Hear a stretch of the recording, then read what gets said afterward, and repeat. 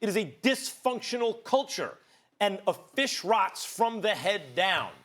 And what we have here is a rotten fish head. Kyle Shanahan, by the way, it makes it look even worse because what happened to the Falcons when he left? What happened to their offense? Fell apart.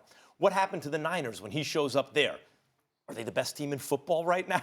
And we're not even talking about their offense. So when it comes from the mouth of a guy who shows you success, like he's the variable you control for, take him away, franchise falls apart. Put him in another franchise, they get great. And he's saying, I like everything about that place, except the owner and the top executive, basically. Tells you everything you need to know about the culture. Well, I disagree with you. And I'm not disagreeing with you about Daniel Snyder, but I'm disagreeing with you about your perspective as it pertains to what may have motivated Kyle Shanahan to say what he had to say.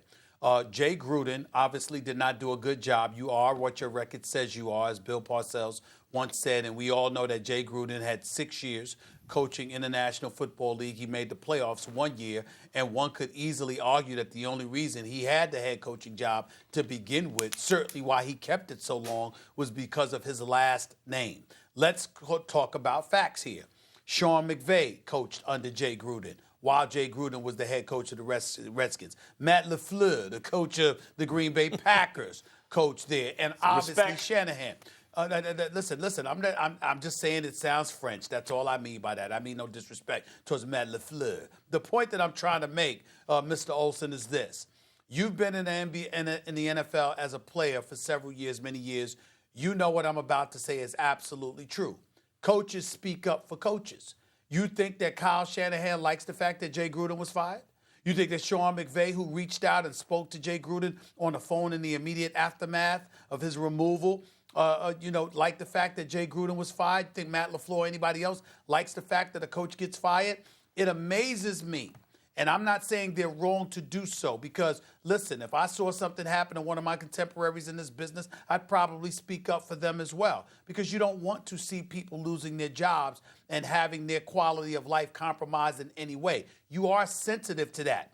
But these are the same people who make sensitive decisions about players every single day under the guise that, excuse me, you either have to win or we have to replace you with somebody who can help us achieve the bottom line of winning. But when it comes to themselves, they want us to heighten our level of sensitivity when it comes to their tenure, their job security, etc. I respect and appreciate where Kyle Shanahan is coming from, just like I appreciated where Sean McVay is coming from, no doubt others. But in the end, they still have jobs because they're winning. Ron Rivera still has a job in Carolina because, damn it, he's won more than he lost. Jay Gruden is out of a job because he lost more than he won. We can point the finger to Daniel Snyder all we want to, and you might be right in a lot of the things that you're saying, Max. But in the end, Jay Gruden didn't get the job done, and that's the bottom line. Yeah, I think he's dead on. I think obviously wins and losses in this league dictate how long you're going to be around. I mean, he mentioned their record. He mentioned guys like Rivera and them who can ride those waves and come out the other end. I think the part that we also have to understand is, yes, coaches do support other coaches. Coaches are incredibly loyal to guys they've worked with in the past. And I think all those guys he mentioned that kind of share that history of being there in Washington, I think the part that rallies them all to having each other's back is the notion that it just seems to the outsiders, and it seems from Shanahan's comments there, that they felt with all these great coaches, with all these great players and all that, there was something missing that we couldn't have prolonged success, right? And you can see no matter who they hire, no matter what changes are made, what free agents added, what coordinators changed, what head coaches changed, nothing changes. And I think they all, without coming out and saying it, can say to each other, hey, we all understand what we were up against in an organization like that. Yeah, Craig, that's a big thing for you to say because you're still an active player who, that's a job. Like there are jobs available for guys at the end of their career in organizations. And that's a strong thing for you to say about an organization that could one day, who knows, be a potential employer for you. Yeah, and again, it's not a knock. I've never played there. I've never spoken to a player there who has had bad things to say.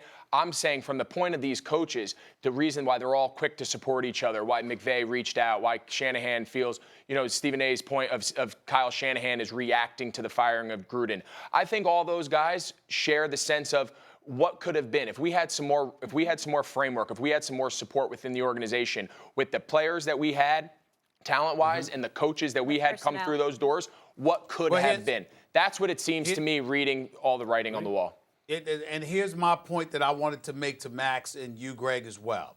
Here's the bottom line. All of those guys can say what they want. And I'm not saying they're wrong with what they're saying any more than I'm saying Max is wrong. I'm not saying that. But Matt LaFleur, Sean McVay, Kyle Shanahan, before those head coaching jobs came their way in Green Bay, Los Angeles, San Francisco, respectively, that same owner that you're alluding to, Max, Daniel Snyder, if he had said Jay Gruden needs to go 3-4 years earlier, Sean McVay, you're going to be the new head coach. Sean McVay turning that job down? Hell no. Kyle Shanahan turning that job down?